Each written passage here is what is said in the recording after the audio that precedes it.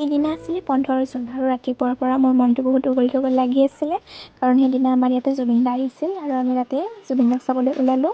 ভিডিঅ'টো ব্যস্ততাৰ কাৰণে দিব পৰা নাছিলোঁ।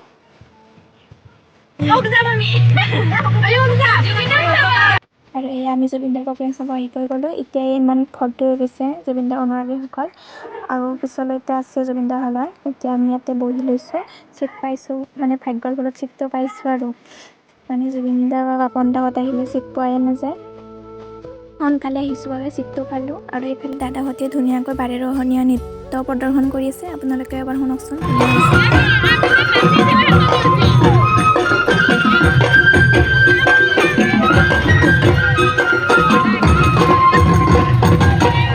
আৰু এতিয়া বহুত বৰ লাগিছে, তথাপি একো নাই, জুবিন দাৰ কাৰণে এইখিনি ধৈৰ্য ধৰি ৰাখিছোঁ।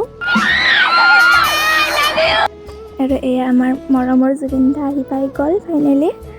এতিয়া আমি তেওঁৰ গান উপভোগ কৰিম আৰু এইফালে চাওকচোন জুবিন দাৰ অনুৰাগীসকল ইমান মানুহ হৈছে আৰু এতিয়া আমিও অকণমান মানে এনজয় কৰি ল'লোঁ। চ' চাওকচোন সকলোৱে মানে সহযোগ কৰি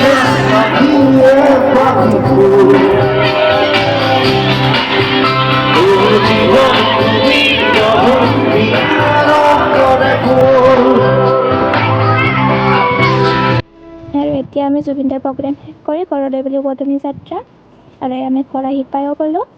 চ' আজিলৈ বাই বাই, নেক্সট ভিডিঅ'ত লগ পাম সকলোকে, তেতিয়ালৈ ভালেই থাকক, গুড নাইট।